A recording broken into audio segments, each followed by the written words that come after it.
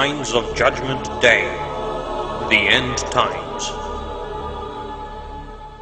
Allah's last messenger, Prophet Muhammad, peace be upon him, foretold the signs that would herald Earth's final days. Like pearls that roll off a cut necklace in sequence, once set in motion, they'll occur exactly as he says. In the near future, ignoramuses amongst profuse knowledge, unjust wars and earthquakes will increase. Wealth, promiscuity, and unheard of diseases will spread, and good manners and family ties will cease. A slave girl will give birth to her future master, and selfish offspring will neglect their parents' rights. Islam will be ridiculed while idol worship will grow, and faith and disbelief will fluctuate by day and night. Huge buildings will be built by former Bedouins. Mosques adorned and fools will take leadership roles. Muslim lands will be plundered like a feast for riches, and faith or iman will be dropped like hot coals. The moon will appear bigger, women will outnumber men 50 to 1, and wild animals will speak. Arabia will become lush green as it once was, and Iraqi Euphrates gold will murderers seek. A man will communicate to his family whilst traveling via a handheld device, just like mobile phones.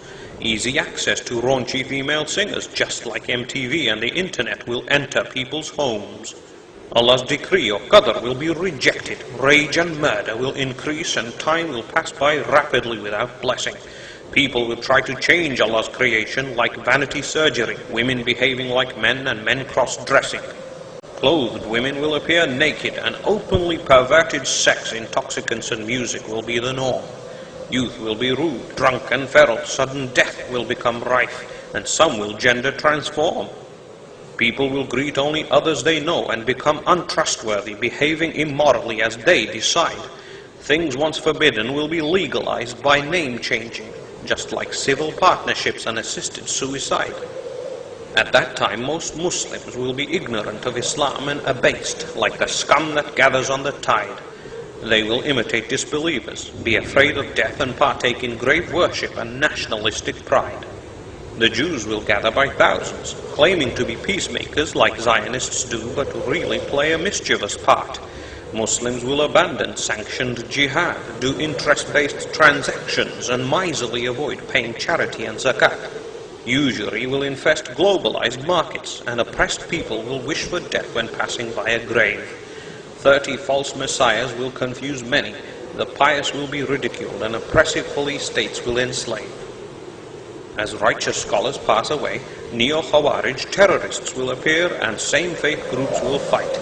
Imitating Jews and Christians, Muslims will split into 73 different sects, only one being saved and right.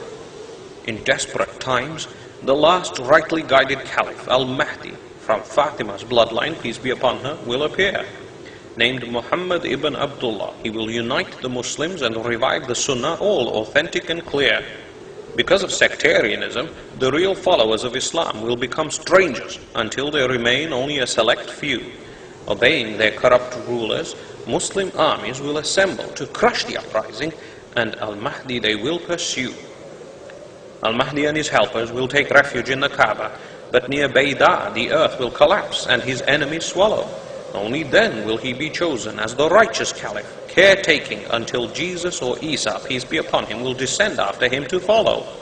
Al-Mahdi will rule expansively for 7 years. After Allah gives him the ability and knowledge overnight, he will fill the earth with justice and be based in Bayt al-Maqdis after setting peace processes aright. As the Jerusalem Caliphate flourishes, Medina will become deserted while in its prime, as Muslims will leave to help the cause. A Muslim and Roman alliance will form until a Roman attributes victory to the cross and the truce comes to an abrupt pause. Many Europeans will convert and join their Muslim brothers, but a coalition of Romans will fight them in uproar until Muslims defeat nearly 1 million Romans near the Syrian city of Aleppo in Armageddon's Malhama war. A group of Muslims will invade India, while others conquer Rome, and then Turkey to restore calm. After retaking Istanbul from occupying forces, they will be diverted to Syria to face the Dajjal's harm. Following 3 years of global famine and ceasing rain, the Antichrist will lurk eastwards onto the scene. Al-Masih ad-Dajjal, the impostor Messiah, will be blind in his right eye, his other eye is green. He will bring famine and drought to nations that refuse his doctrines and wreak havoc for 40 days without relief, deceitfully claiming to be God sent before saying he is God. Dajjal will even raise dead parents to force belief. He will be able to speak to all, just like satellite communication, and travel by air like the wind, just like planes. He will halve and rejoin a man, turn the pious into disbelievers by bewitching confusion, and even control the rains. Dajjal will have mountains of food and water with him that he'll give to those who pledge allegiance to his path. In tumultuous chaos, this slave of Shaitan will cause man's ultimate tribulation and bring down Allah's wrath. Even Noah, or Nuh, peace be upon him, warned about Dajjal. Whoever enters his illusion of heaven will actually enter hellfire in disguise. Reciting Surah Kaf will protect against him, and kafir or disbeliever will be emblazoned between his eyes. 70,000 Jews and Persians will join his army from Isfahan in Iran. Dajjal will have an angry demeanor. Tremors will flush Muslim hypocrites out, but angels won't allow him to enter Mecca or Medina.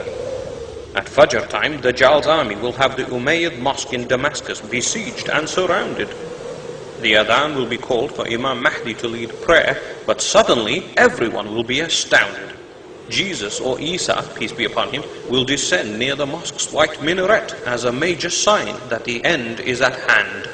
Isa will insist Imam Mahdi lead the prayer as a final act before he takes over the Muslim command. Wearing a saffron robe, his hair dripping wet, Isa will return as he left on the wings of 2 angels from the sky. He will kill Dajjal at Lod's gate, currently by the airport close to Ramallah, and like sodden salt he will melt and die. Any disbeliever within his sight will be destroyed by Isa's shower-like droplets and breath. There will be no hiding place. Even a rock or tree will expose Isa's enemies and bring death. Isa will destroy Dajjal's followers and rule using Prophet Muhammad's, peace be upon him, Sunnah and the Quran. He will destroy crosses and pigs, abolish jizya tax, bring peace and unite the world together by Islam. Horrifically, at that time, from their barrier, Gog and Magog, or Yajuj wa Majuj tribes will break free. Vile human troglodytes, being jealous of all land-dwelling